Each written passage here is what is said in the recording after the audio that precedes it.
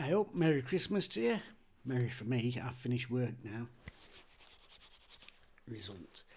Yeah, I know I've still got that on. I was going to wear a nice Christmas hat, but we got a good result last week and I got this on, Anna. So, not that I'm superstitious about, but well, maybe a little bit. So yeah, I've had to keep it. Great result away against Oxford for us. And then on paper, a winnable team, Stoke for us. I'm saying winnable. Our home form has been a bit of a struggle. Away from home, no problem. 10 game away table, Wednesday's top of it, home table. Struggle to break teams down, I think, a little bit. As I've talked about it last few videos, and you've all picked up yourselves, that when we're away from home, opposition have to come out and give you a goal, don't they? And that can suit Wednesday, picking teams off. At home, but having to break teams down, aren't we? And yet today's game, as we're about to talk about, in many ways, especially in that second half, because of the way things have panned out, it ended up being a little bit of an away performance. And I think that suited us. Anyway, I'm getting ahead of me, Sin. Let's quickly have a look at the teams.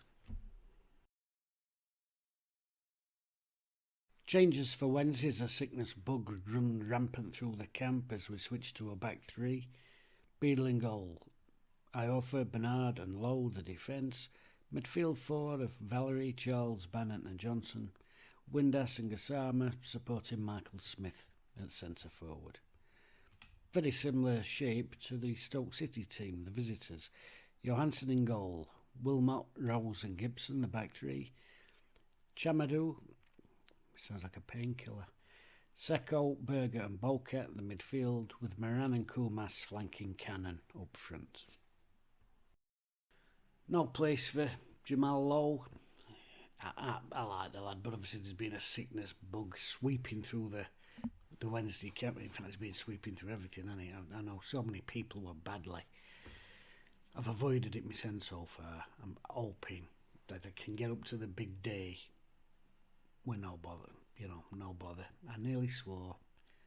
And then in my attempt to not swear, I nearly swore in happiness. Where were I? Yeah, badly. I've had a little bit of badliness, but not really badly. Kids have been really badly. So if I can get up to Christmas Day, the big day, without any bother, or any bollocks, I might as well say it now because I've already ruined it for me, sin. That'll be a right result. So yeah, a lot of illness sweeping through. Wednesday camp, no different. Several players out. Palmer, Valentino, all struggling with this bug. So, but only the one change for Wednesday. Back to a back three. Stoke come there, matches up with a back three of their own. This is one of the sloppiest intros I think I've ever done. But it's my 8th attempt. I'm very tired. And I'm not going to do another one. I've got to talk about the weather. It's been horrible weather.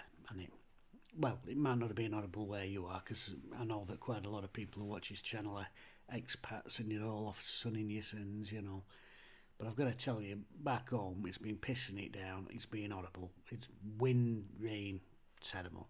Now, I don't mind wind and I don't mind rain, but I like them together, know what I mean? And it's affected game today, that wind, in a few different ways, which we'll come to, but horrible day today and continued into this evening. Babbling. First half, I would say for 20 minutes weren't really many talking points, I've got to be honest with you. Wednesday, a little bit sloppy and loose with the ball. Stoke, for their part, a struggling team on the road. I thought they were quite gritty. Quite resolute. They were standing up to what we were putting up against them. And I thought as the half were wearing on, I thought they were taking a little bit of confidence from it and just squeezing their line a little bit higher and sort of coming into the game a little bit more. But a couple of moments, obviously, the turning point of the game is the sending off. A little ball back to Bernard. It depends on the angle you've seen it from, but it takes a couple of bounces. It takes a bounce in front, and then it takes little bounces, he fails to get it under control. But the first one, when it hits the deck, it really takes all power out of it, and it don't bounce up, I don't think, in the way that he's expecting. And I think it's with all heavy rain that we've had. There were several times in that first half, well, over 90 minutes to be honest with you, but in the first half especially, that when the players were struggling to get used to it, the pitch just felt a little bit heavy. The way the ball was landing and the way it was stopping, obviously exacerbated by the wind. Now, it's a cock-up from Bernard, obviously, but I do think that first bounce takes everything out of the ball, and then the second bounce comes into him a lot lower than I think he would have been expecting, you know. It's a miscontrol, and he brings his man down, and to be fair, he's got to in that situation. You know, he's took one for the team there. In, like I said, what were really a pretty dull first half, you know, a bit scrappy. I can think of a bit of a snapshot that Windass got away, a little burst forward that Charles made, but other than that, not much to report until, you know, like I said, Bernard gets that. And then the real turning point, which is the second booking. Referee's got no choice. I'm going to be very careful not to slag referee off too much, but he's been terrible. Again, it's a little ball across. He just gets tangled up under his feet, Bernard. It's one of them when he's looking shocked that he's like that. Their lad nips in. I think it's Cool Massa or Maran, one of them, and he's just tripped him, and he's got to go. You know, I think he got away with the first one because I think Big Dom was sweeping in the second one. There's no argument. It's 100% yellow. Yeah, I mean, on another day it might be a straight red, so absolutely no argument there. And it looks like an uphill battle. We've been struggling at home. We haven't broke them down in first half an hour of this game, and don't particularly look like we're going to, I don't think. And then you're down to 10 men, and you think, right, here we go. As it is, like I said, I think it works. I don't want to say it works in our favour, but... Well, actually, now, yeah, I will come out with an outlandish statement. I think it did work in our favour, yeah, because it allowed us to put on an away performance. It's a little bit quiet, and then, you know, but sometimes games need to spark into life, and there was actually a moment, 38 minutes, and I thought this was the turning point in terms of atmosphere, to be honest with you. Just before half-time, so obviously that, you know, that nails it half-time, but I thought it was a sort of leading into, and it was, there was a challenge in the air. Marvin Johnson got flattened, didn't think particularly anything in it. You know, their lad's not looking, but not looking at ball, possibly lucky to escape a yellow. But that weren't the issue. The issue where Marv jumps up, you know, what are you doing? And a little kid with, you know, broccoli haircut like they all seem to have these days, he comes running in and shoves him, and it gets crowd going. And sometimes it takes little things like that, and it don't have to be a brilliant pass, it don't have to be a goal. Sometimes shit refereeing decisions or a little bit of a scuffle, a little bit of a melee, it can be that gets it going. It don't always have to be, you know, a piece of great attacking play. It's about the drama of the occasion, and it's drama that gets the atmosphere going. So just before the break, that little bit of a skirmish, I thought, oh, that might be a sign of good things to come in terms of getting Wednesday fans on side there, you know. And he switches things up. We're coming to that second half, and it's Michael Smith has been removed from the action. To a few groans and moans, and understandable ones, I think, because, you know, experience will, you know, you'll think, right, we're not going to have as much at ball now, so it's vital that we've got somebody up front that when we do break out, we've got somebody to hold it up or whatever. So I can understand that way of thinking. And I won't slag anybody off who thought it was a poor decision to take Smith off. But Danny's looked at it another way. He's brought Otigbayo on for Smith, gone to a five at the back, and he's kept Windass up there, which now Windass is quick, so I fully understand that substitution at the time. You're going to be against it. Like I said, there's two ways to look at it. Just stick a target man up, can he hold it up and help us get out now and again, or do you just say, right, let's keep somebody in there with a couple of yards in the boots who might be able to go and end the thing. So Gassama stayed on, Windass stayed on, and understandable, I think. Now they come out and they have a go at it, and they're going to have a go at it, aren't they? They're struggling for points. They've not got a lot of away wins on the road, Stoke. But some decent, lively players. So they're probably thinking, right, a struggling Wednesday team who aren't getting many good results at Hillsborough, a bit of a flat atmosphere, maybe we can go and take this. And first 2 or 3 minutes, I thought they'd come out, they were having a bit of a go, they were quite high up, and then Wednesday dealt with it perfectly. We've got a 5 at back, nice and compact in midfield, little bit of pace up front, and we scored a goal, and it's a fantastic goal, perfect counter really. Barry Bannon, lovely split through ball. Valerie gets on. I want to talk about Valerie because I think he's had a very good game today. I've been critical of him in the last few weeks, make no bones about that. There's times he woodies me getting backwards and times he woodies me getting forwards, but he's done really well. He's burst on, cut the ball back, and who's there? Windass. And funnily enough, I were on Twitter last night. I know, damn what it kids me.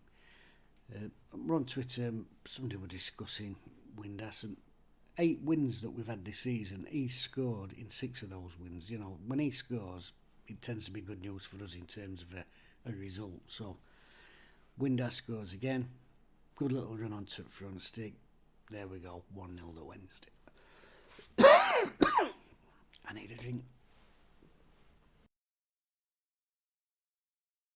Pivotal moments in games, it's always down the spine, and it's a bit, Bernard's got sent off, pivotal player in centre half position there.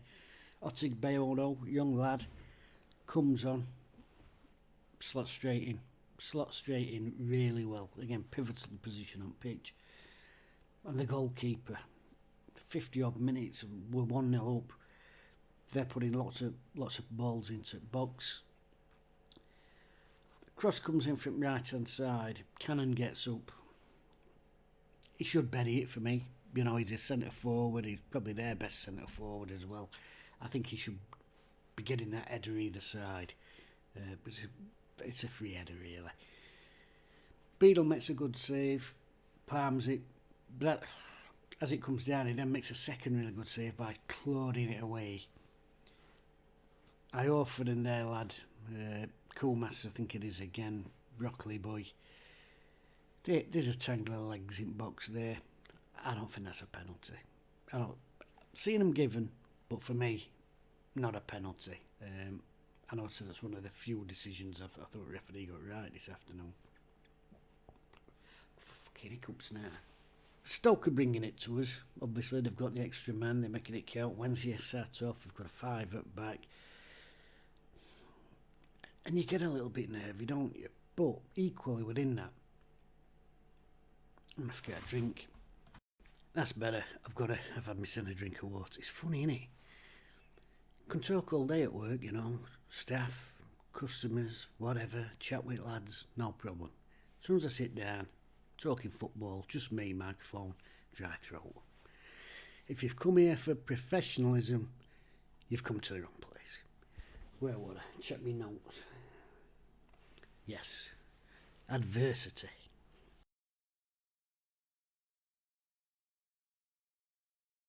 Sometimes it brings out the best in people, doesn't it? When things are going, I don't want to say too well, but when things are easy, when you can sort of stroll through games, you don't always bring best out in players, because sometimes it's hard when you're getting stuck into a certain rhythm, a level rhythm. It's hard then to get up through gears, isn't it? But second half Wednesday, especially with a goal to defend, they had to be on it. They were under a constant bombardment. Stoke, for their part, I don't think they'd created that much. Now, I know it's hard. You're playing against a team in Wednesday who's got 5 at back. like I said, defending resolutely.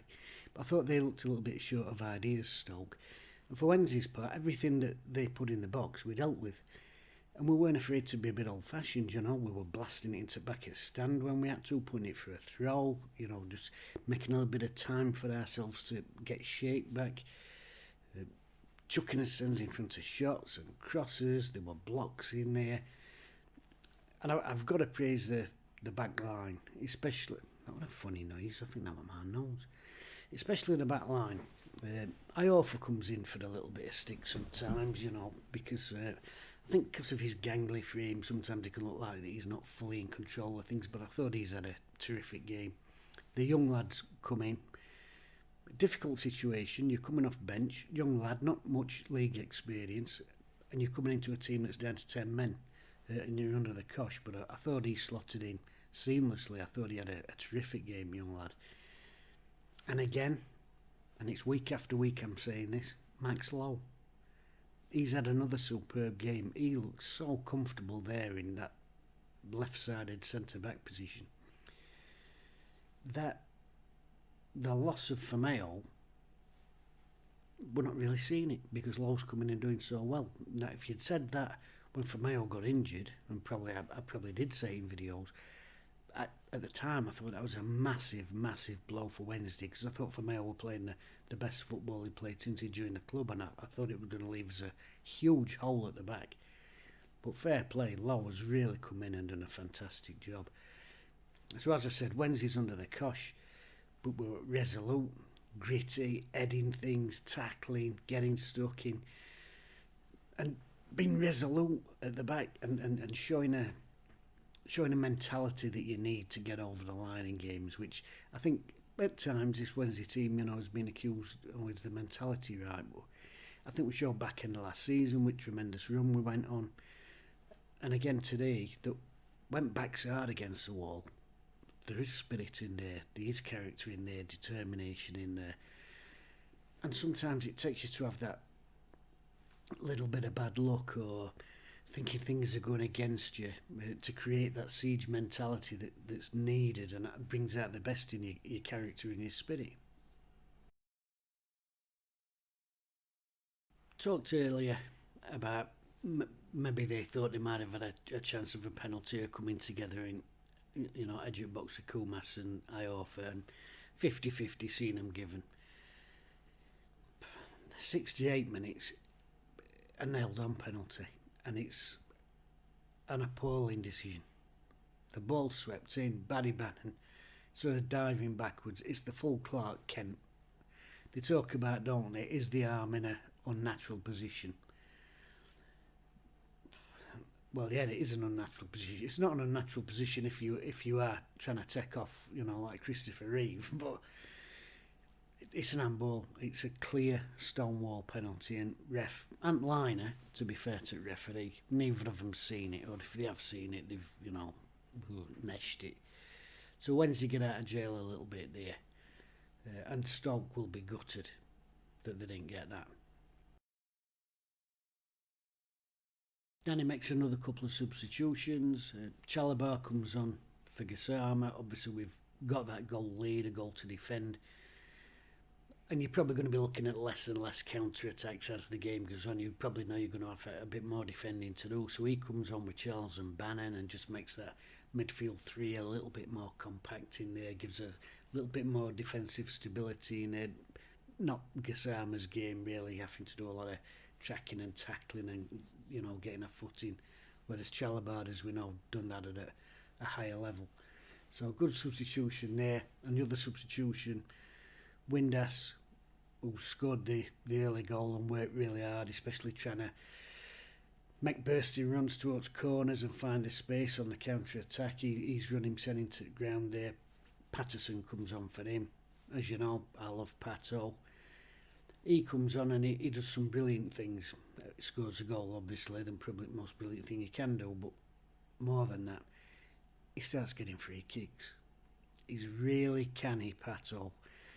Especially when he's got the back to opposition goal and he's got a centre half up his arse. He's very good at the forward tumble and getting free kicks, and And it is an art, you know. People might call it the dark arts, but I look at Michael Smith. He gets fouled a lot. He don't get the free kicks. He don't get them. Pato's got that knack. He does get them free kicks when when they're coming into him from behind. He makes sure he backs in and he gets it. Good substitutions again from Danny. He's got them all spot on today for my money. 75 minutes, it's 2-0. This is what I talk about. The intensity of the tackling and getting stuck in from Wednesday was really good today. And it starts with Valerie really high up on that right hand side. Gets in, makes his tackle, he's determined to get there, falls to the floor as it's happening. Ball sort of squeezes out of there and Charles is in. Again, first thing, there's a determination to make sure that you're onto that second ball. It's something we talked about the Preston game. They won a lot of second balls. It was really frustrating, and the Blackburn game. But today, Wednesday's won second balls. Charles wins it there. And as I talked about in that last match when he went on a fantastic 60-yard run,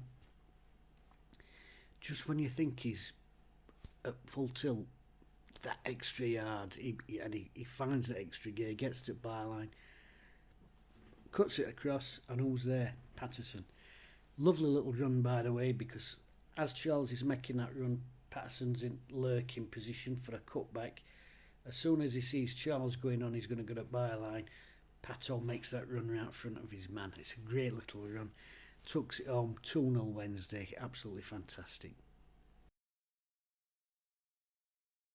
81 minutes, they do get a penalty. It's nowhere near the claim that the Bannon one were, because the Bannon one to me looked like it was absolutely nailed on. It's not a stronger claim, I don't think, as the Iorfa one. It's the weakest of all the three of their penalty claims today, and yet it's the one he gives. A ball comes into the box. They brought Gallagher on, he's a big lad, been around for a while now. Beadle gets up there. It's a really good punch. He don't really make any connection with our lad. It's a good clearance. Referee points to the spot, and it's absolutely baffling. It's completely baffling.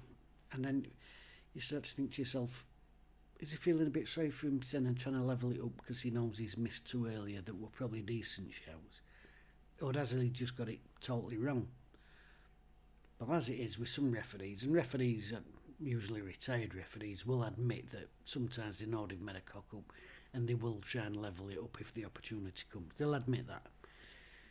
I don't think it is that. I think it's just genuinely another really poor decision, because over the 90 minutes, for both teams, but Stoke's particularly being victims of it today, I think he's had a nightmare. I think he's had a real nightmare, referee. I think the only decisions he probably did get right was sending Bernard off. Cannon steps up for penalty. I think he's their top scorer this season. He fancies chances. It's not a great penalty. There's not a lot of power on it, and it's not far enough to the corner. It's a very similar penalty, although it's gone the other way to the one Windass to the other week when not quite enough power or accuracy into the corner on it. But with all penalties, there's an element of luck. If keeper goes wrong way, it doesn't matter how much you've under-hit it or how you haven't put it right far enough into the corner. If keeper goes wrong way, it looks like a good penalty. But Beadle gets down low, makes the save, and it's one of many saves he's made today. The goalkeeper, once again, has had an absolutely fantastic game. Wednesday's defended resolutely. Like I said, they've won headers, they've won tackles, especially in that second half. They've won loads of second balls, they've cleared the lines. Bomb blast Steero chucking themselves in front of the ball. And on the few occasions when they have got in behind, the goalkeeper's been absolutely solid, made some brilliant saves yet again. A lot of great performances today, but Beadle would be my man of the match. The last month or so, I think he's been absolutely outstanding, the keeper. And I know I get frustrated that they don't catch ball as much as they used to, but that's just modern game, innit, with these flyaway balls that, they wibbly wobbly and all of it show. So I can understand why they punch and palm and whatever else they do. But I don't like it, but it's a modern game. And until we go back to proper mitre deltas that move properly, and when they've been hit, they stay it, then keepers are going to punch and palm. Yeah, Beatles had a great game today, fantastic. But as they all have, they've made me really proud today of that performance. And you know what? I enjoy these sorts of games. You know, maybe I'm not rating Ed, but you can have games where, you know, look at the Oxford game last week. Wednesday played some really good stuff. It was probably the best football that they've played all season, really. That and the Plymouth game.